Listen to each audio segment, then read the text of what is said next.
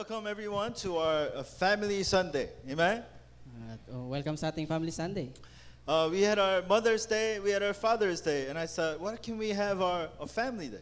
So meron tayong Mother's Day, Father's Day, at naisip ko, ba't kaya hindi tayo magkaroon ng Family Sunday? So that I was telling you that so you would keep praying for your family members. Kaya lagi ko sinasabi sa inyo na tayo ay manalangin sa ating pamilya. Some of you may be in a situation where your family members are not believing in Jesus Christ. At maaaring yung iba sa inyo, yung inyong mga pamilya ay hindi naniniwala kay Kristo. Some who are very far from Christ. At yung iba naman sobrang layo kay Kristo. Far from church. Malayo sa simbahan. Today, even today's passage talks about how this message is for you and for your entire family. At ngayon yung ating mensahe, ito ay para sa iyo at sa iyong pamilya. Even for those who are far off from you, this message for your family. Kahit yung mga malalayo, ito ay para sa inyong pamilya. I pray starting today, God may work in His amazing power in your family. Okay, nanalangin na ang Diyos ay kikilos ng dakila sa iyong pamilya. Let's make a confession of faith. Jesus is the Christ, the Son of the living God. Amen. The title of today's message is Life-Changing Response. Ang titulo nating mensahe ay Life-Changing Response. So when there is an opportunity given, there is a response that takes place. Kapag merong binigay na oportunidad, merong response na mangyayari. Some are positive response, some are negative response. Merong positibo at merong negatibo. Well, today's title is saying a life-changing response. Pero ang titulo natin ngayon nagsasabi na yung response na makapagpabago ng buhay. Negative response leads to a negative lifestyle. Yung negatibong pag-response, ito ay nagdudulot sa atin ng negatibong pamumuhay. Positive response for the gospel leads to a positive lifestyle. Pero yung positibong response, ito ay nagdudulot sa atin ng positibong pamumuhay. So we're talking about family today. At ngayon, pinag-usapan natin tungkol sa pamilya. And we all want to be a happy family. At lahat tayo gusto natin maging masayang pamilya. In verse 39, let's read this together. For the promise is for you and for your children and for all who are far off, everyone whom the Lord our God calls to Himself. Amen. Amen. So God has called you and your family to Himself. At tinawag kayo ng Diyos para sa kanyang sarili. How do I know that? Paano ko nalaman yon? Because God had called you. Dahil tinawag ka ng Diyos. Because He has called you, He's calling your family as well. At dahil tinawag ka niya, tinatawag niya rin ang iyong pamilya. Meaning God wants to use you and your family to continue shine the light of Jesus Christ. Ibig sabihin, gusto niyang gamitin ka at ang iyong pamilya upang ipaliwanag ang ilaw ng Kristo. As I told you guys, I'm the first Christian in my family. Kagaya na sinabi ko sa inyo, ako yung unang Kristiyano sa aking And pamilya. as you see me now, I'm a pastor, missionary, proclaiming the gospel. At ngayon nakikita niyo ako ay isang misyonaryo at isang pastor nagpapahayag ng But I gospel. was the first one. Pero ako yung pinakauna. I didn't have any help.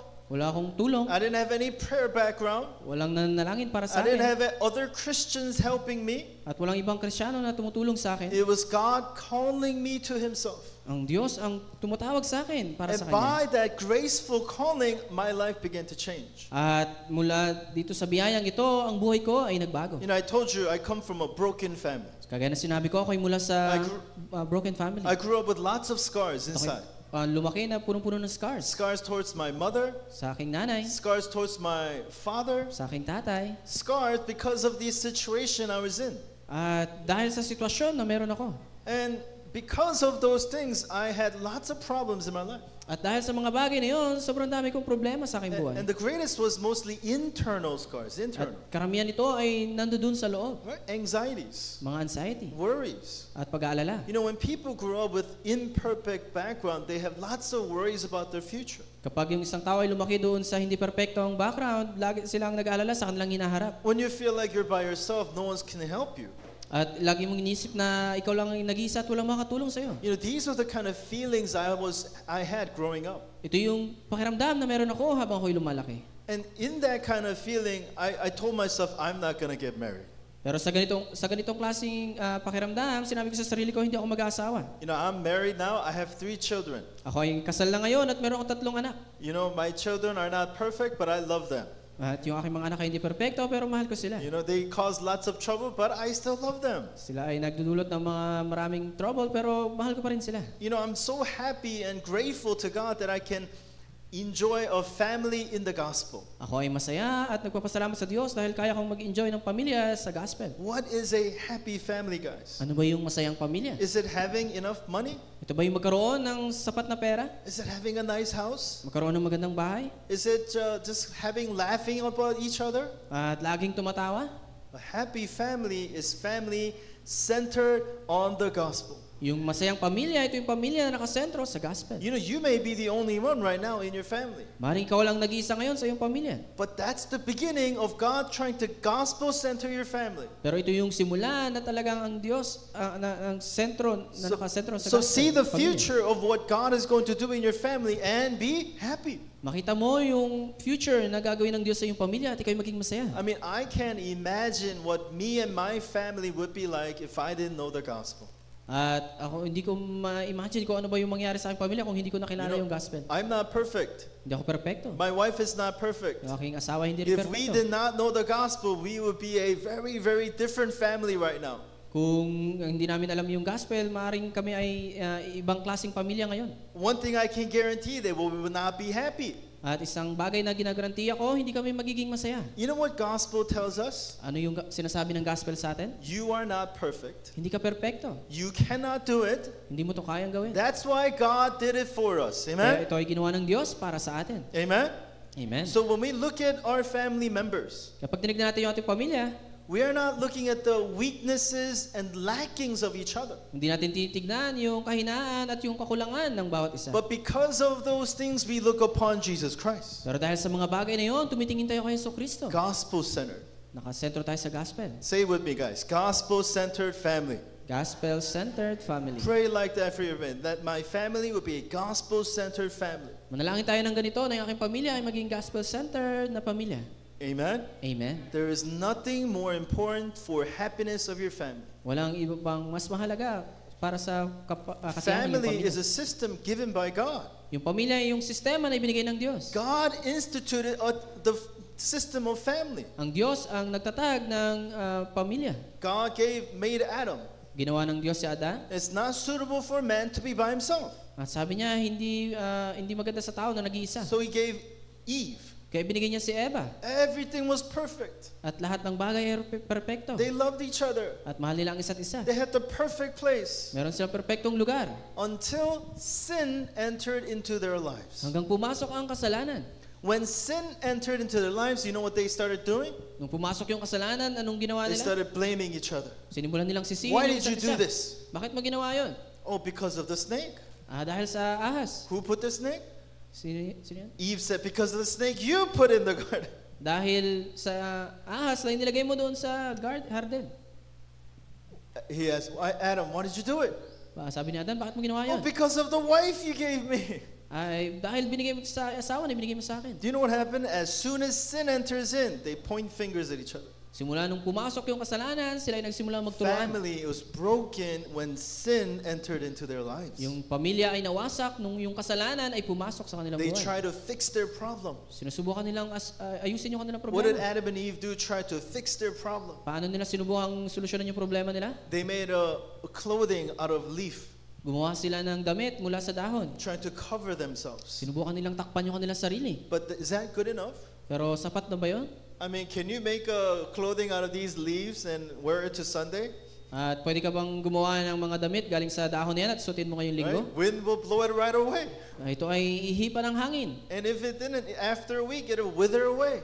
Pero kung hindi naman, pagtapos ng isang linggo, ito ay matutuyo. It's talking about the imperfectness of our efforts. You Ito cannot ay do it. tumutukoy doon sa effort natin na hindi perpekto. You cannot heal your family. Hindi mo kayang pagalingin ang iyong pamilya. You yourself cannot change your children. You cannot. Kahit ikaw mismo, hindi mo kayang baguhin ang iyong mga anak. I see that every day. At nakikita ko yun araw-araw. Look, he's walking around right now as I speak. The dad is speaking, he's walking around. At kung nakikita nyo naman, habang ako nagsasalita, siya ay naglalakad. You know, we cannot do it, guys. Hindi natin to kayang gawin. You know why? You know what God did?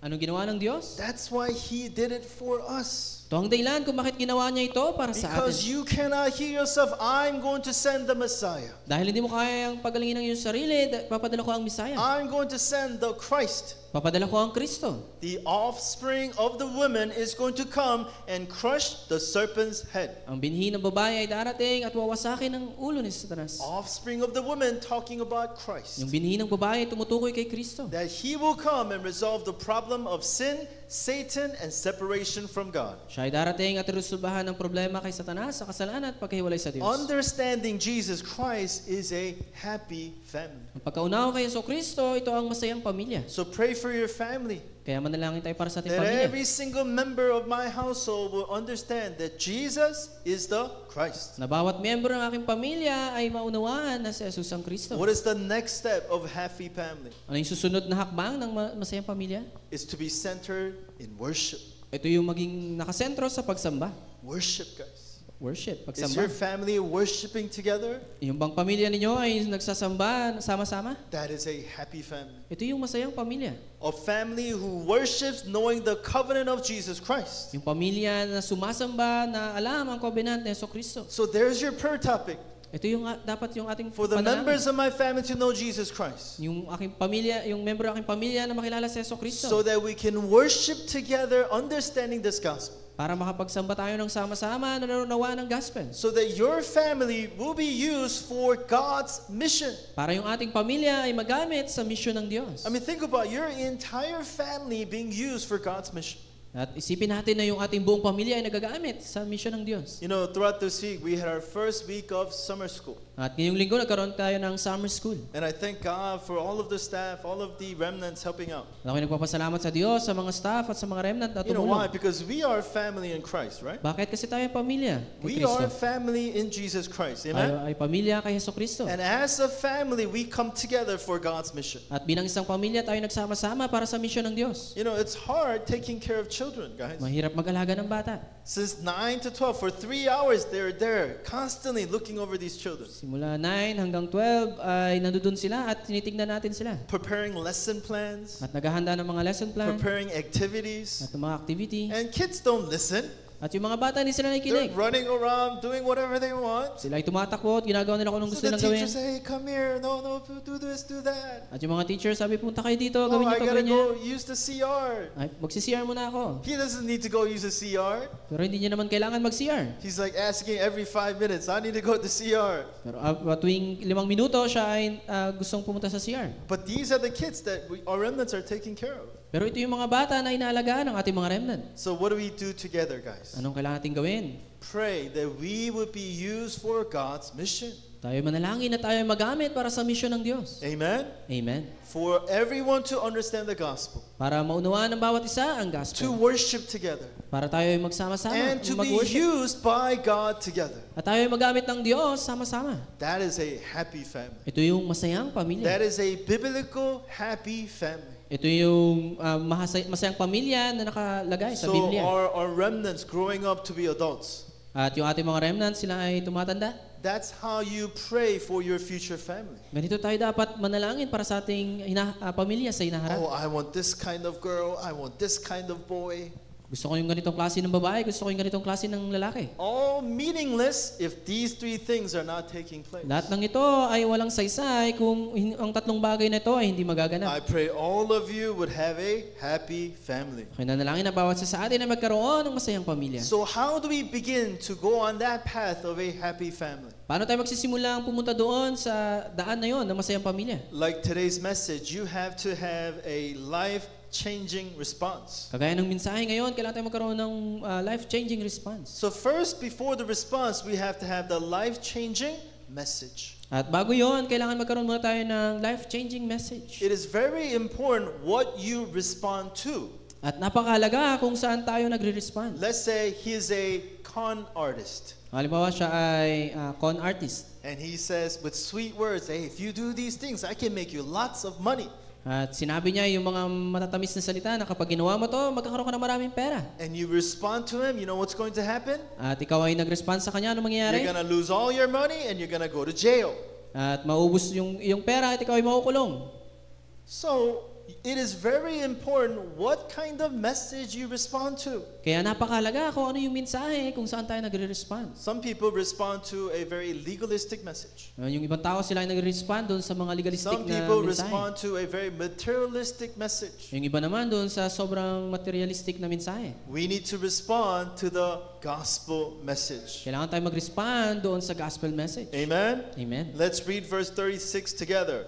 Let all the house of Israel therefore know for certain that God has made him both Lord and Christ, this Jesus whom you crucified.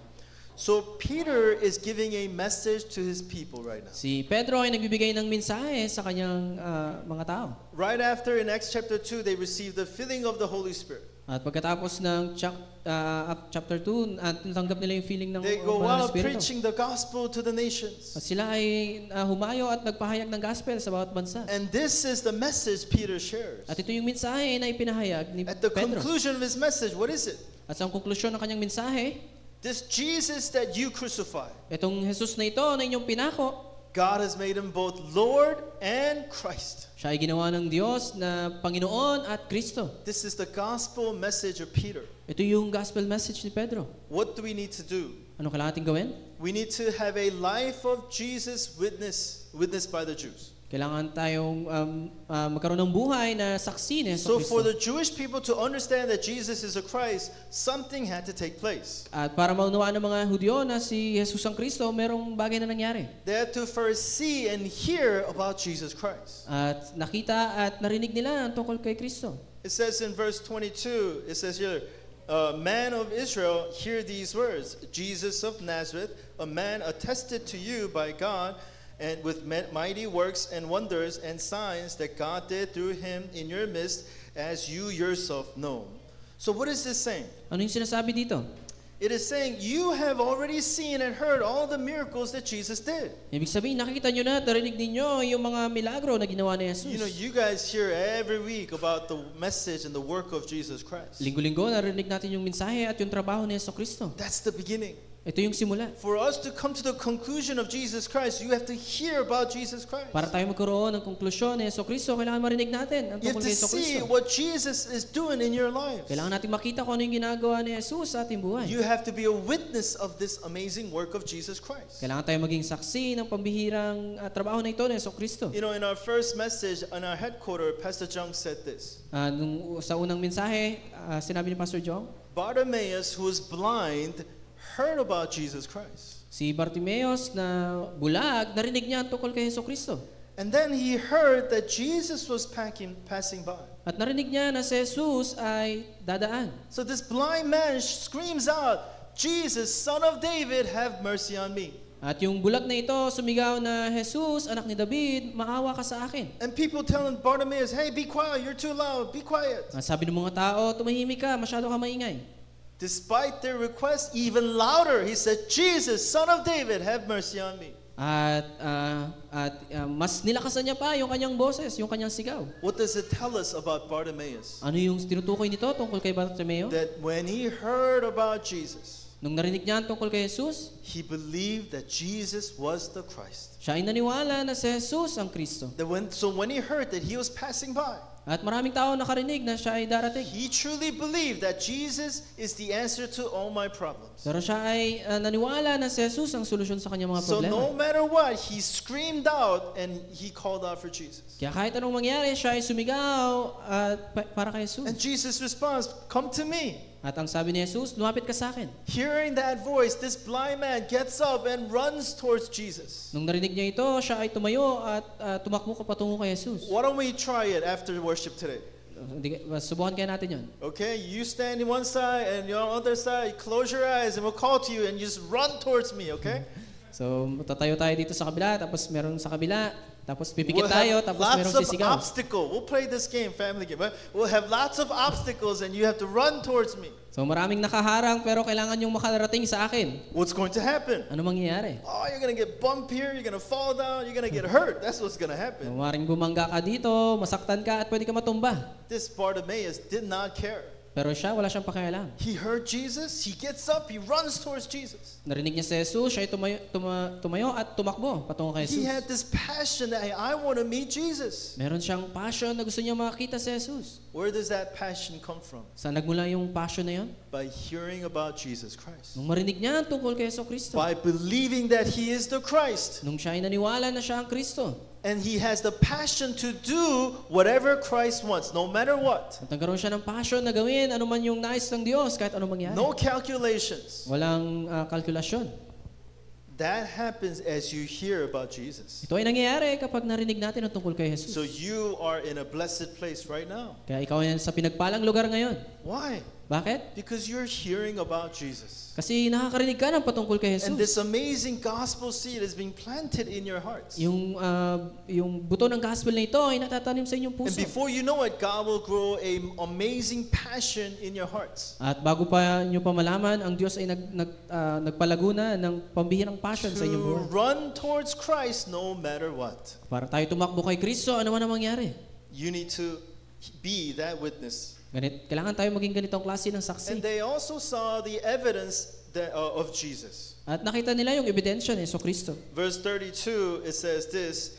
Let's read it together. This Jesus God raised up, and of that we are all witnesses. So what did they witness?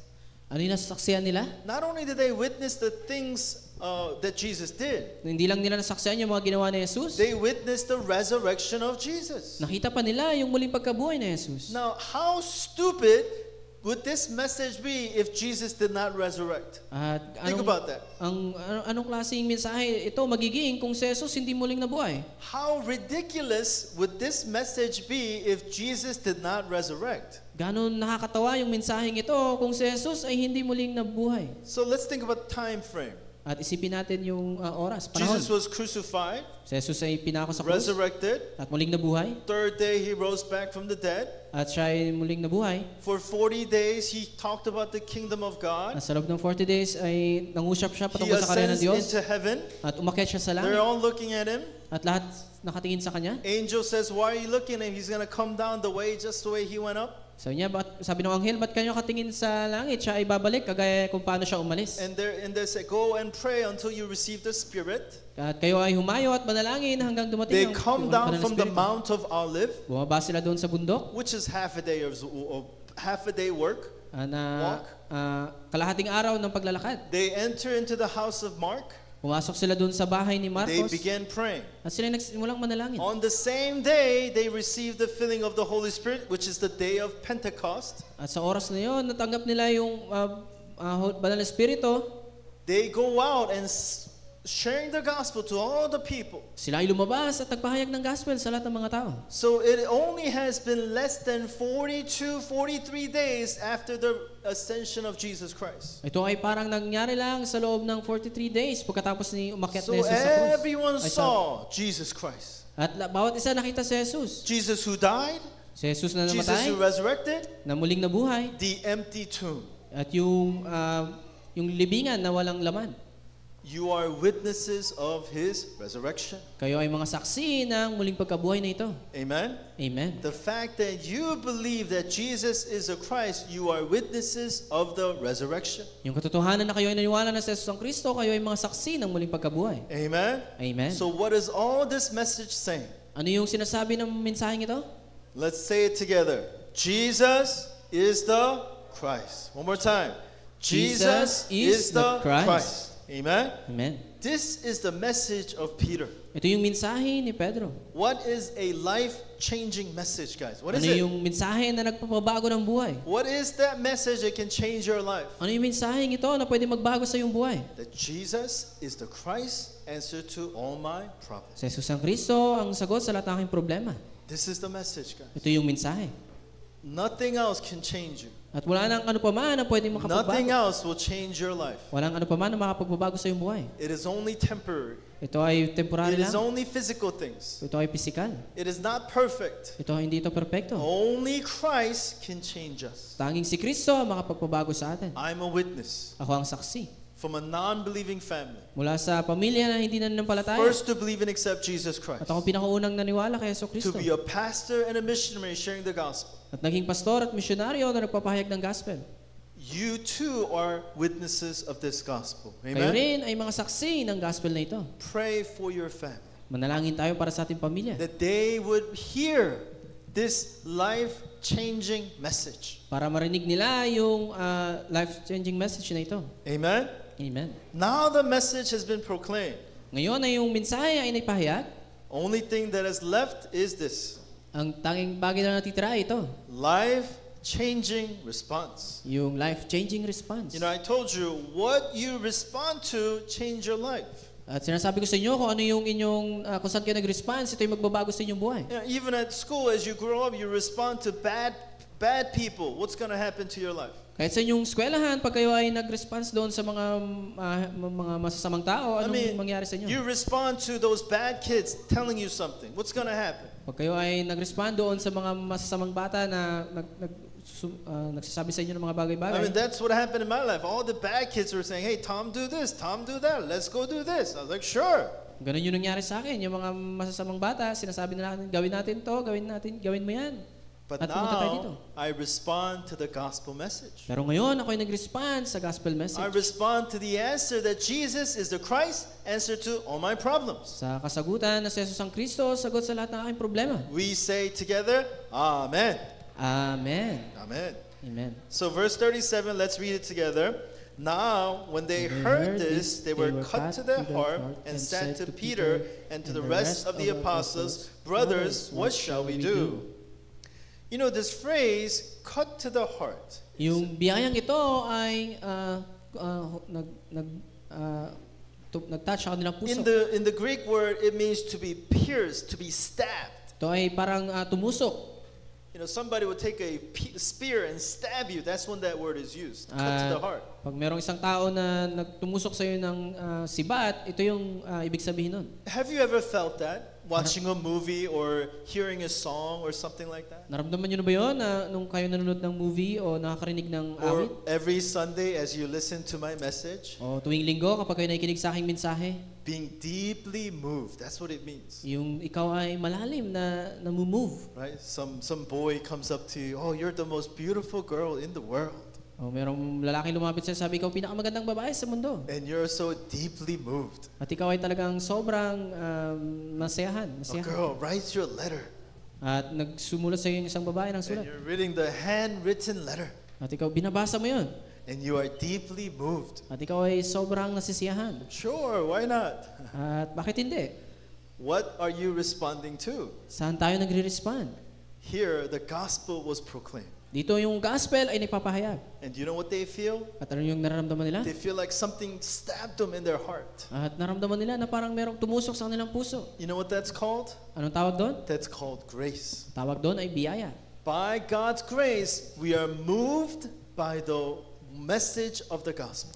Sa biyaya ng Diyos, tayo ay na-move sa mensahe ng God gospel. reaches in your heart and prepares your heart to hear the gospel. Ang Diyos, inabot ang iyong puso at tinanda ang iyong puso para marinig ang gospel. In theological term, we call this regeneration. Sa theological term, tinatawag na ito na regeneration. He is preparing your heart to hear the word of God. Hinahanda niya yung iyong puso para makinig ang salita ng Diyos. Without that preparation, you cannot respond to God. Kung wala yung preparation na yun, hindi tayo makaka-respond sa That's Diyos. why it's called grace. Kaya tinawag itong grasya, So biyaya. when does that grace gives? When? At kailan ibinigay itong biyayang ito? During the time when you hear the gospel. Nung panahon na narinig natin yung gospel. During this time of worship, your God is preparing your hearts. Yung panahon ng pagsamba, ito yung panahon kung saan hinahanda ng Diyos ang ating puso. So they ask a life-changing question. Kaya sila yung nagtanong, Brothers, what shall we do? anong gagawin namin? You know, sometimes you ask a question. At minsan tayo ay nagtatanong ng tanong, What do you want me to do? anong gagawin ko? Like I tell you do something, you say, what do you want me to do? At pag sinabihan ko kayo anong gagawin niyo, sabi, anong gusto mong gawin ko? What does that feel like? Anong pakiramdam na yun? Like I tell him, hey, do this, and he says, what do you want me to do? At pag sinabi ko sa kanya gawin mo to, sabi niya, anong gusto mong gawin ko? That's a response saying, I'm not going to do it. That's what that Ito means, yung right? response na parang sinasabi mo na ayaw kong gawin to. That's not this kind of response. Hindi ito yung respond na ito. Brothers, what shall we do?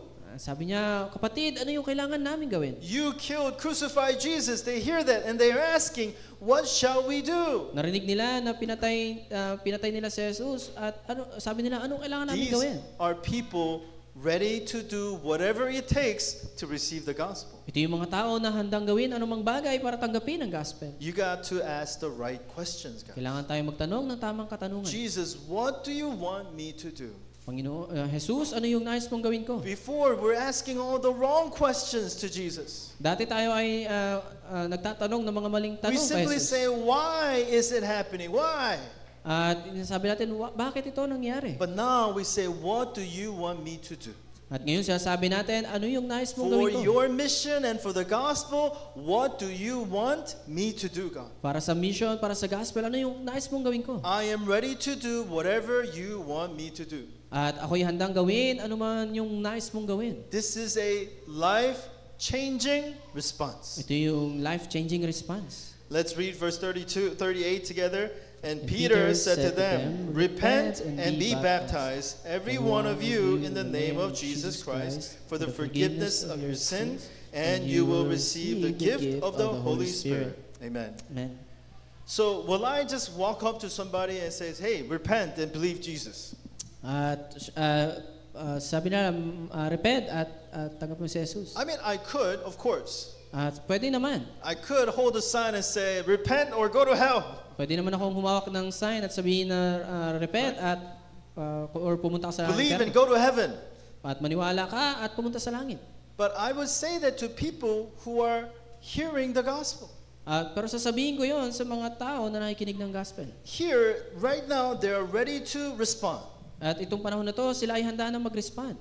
A life-changing response. Yung respond na nakapagbabago ng buhay. It says to repent. At sabi dito, repent. Now that they're ready to receive the Lord Jesus Christ, he says to repent. Ngayon na handa na silang tanggapin si Jesus, sabi, repent. Right? Repent isn't saying, I'm sorry. That's not repentance. Yung repentance, hindi ito yung pagsasabi ng sorry. Repent is to turn away from. That's what it means. Yung repentance, ibig sabihin nito ay yung turn away from. So why is that? Why are we called to repent? Bakit sila tinawag na mag-repent? Turn away from the world and turn to God. That's what Ibig repentance sabihin nun, is. tumalikod tayo sa mundo at humarap tayo kay Jesus, sa Diyos. So Peter is saying, you have been living apart from God. Sabi ni Pedro, ikaw ay namumuhay na malayo sa Diyos. Now turn to Jesus Christ. Ngayon, Repent. ikaw ay humarap kay Kristo. And then be baptized. At ikaw ay magpabautismo. It's not just talking about water, pouring water over you. Hindi lang ito ibig sabihin na maglagay ng tubig. What is baptism? Ano yung baptism? It is to say before God, I will live my life for your glory. Ito yung pagsabi sa harap ng Diyos na ako'y mamumuhay para sa iyong kalwalhatian. Right? Before the congregation, before the church, what are we saying? Sa harap ng mga tao, sa harap ng simbahan, anong sinasabi natin? We are confessing to everyone and before God that I'm going to live only for Jesus Christ. Pinapahayag natin sa bawat isa at sa Diyos na ako'y mamumuhay para kay Kristo. You know, some of you are baptized here with me. At yung iba dito ay nabautismuhan. What sa is akin. that saying? Ano ibig sabihin nun? That we recognize you to a person who knows the gospel. Na kami ay nirecognize kayo bilang tao na alam ang And gospel. now you publicly confess that I will live for Jesus Christ. At ngayon ay pinapahayag nyo sa bawat isa na ako ay mamumuhay para kay Kristo. This is the life-changing response. Ito yung life-changing response. So, two things we talked about so far. So dalawang bagay yung napag-usapan natin. Life-changing message, Life-changing message, gospel of Jesus Christ. yung gospel ng Kristo. Life-changing response, Life-changing response, I will live for Christ. ako'y mamumuhay para kay Kristo. Then to you, God will give you a life-changing answer. At para sa iyo, magbibigay ang Diyos ng life-changing answer. Let's read verse 41 together. So those who received his word were baptized, and there were added that day about 3,000 souls. What kind of answer? Anong klaseng sagot? 3,000 people responded to the gospel. 3,000 tao yung nag-respond sa gospel.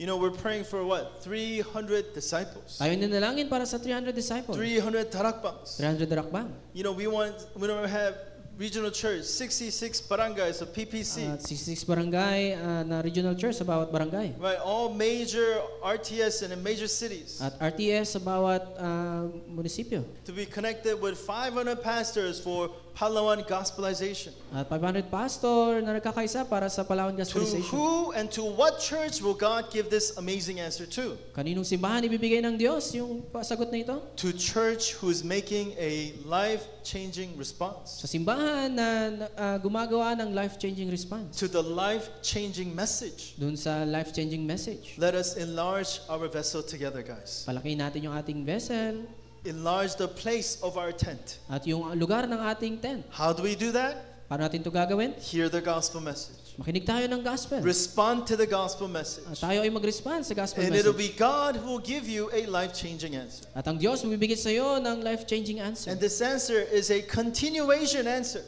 At ito yung sagot ng continuation. Verse 47, and the Lord added to their number day by day those who were being saved. Day by day. At araw-araw ang Diyos ay nagdala ng It mga wasn't taong just a naligtas. one-time thing. Hindi lang siya isang beses. Every day, God is giving you amazing answers. Araw-araw nagbibigay siya ng pambihirang kasagutan. Every day, God is giving us life-changing answers. Araw-araw siya ay nagbigay sa atin ng life-changing answer. This is what you need to hope and pray for every day. Ito yung dapat nating asahan at ipanalangin araw-araw.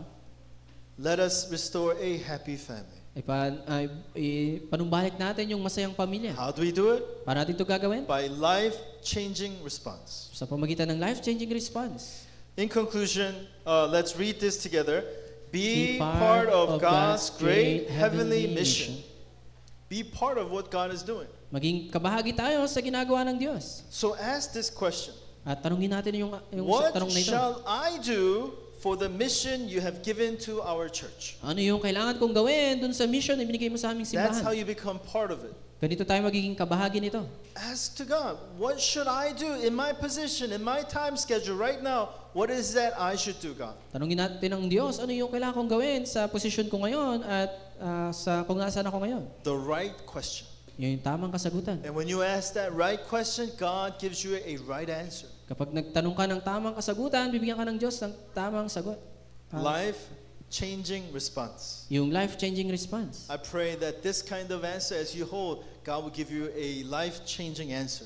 At ako nalangin na kapag ginawa ka natin yung mensaheng ito, bibigyan tayo ng Diyos ng life-changing answer. Let's pray together. Tayo Heavenly manalangin. Father, we thank you so much. Masalangin, salamat po. Thank you for this life-changing message you give to us. Salamat sa life-changing message na ibigay mo Help sa us amin. to respond to this gospel every single day, Tulungan niyo po kami ng respond sa gospel na ito so araw-araw. that we can be a witness of you, this life-changing, Palawan-changing, world-changing answer. Para kami maging saksi ng life-changing, Palawan-changing at world-changing answer na ito. Use our church as the main figure to gospelize Palawan. At gamitin niyo po yung aming simbahan para bilang main figure para i-gospelize ang buong Palawan. Bless the families to receive a model answer. At bless niyo po yung aming pamilya para makareceive ng model answer. We thank you and love you. Pray these things in the name of our Lord Jesus Christ. Salamat po, ito ang aming panalangin sa pangalan ni Jesu Kristo. Amen. Amen.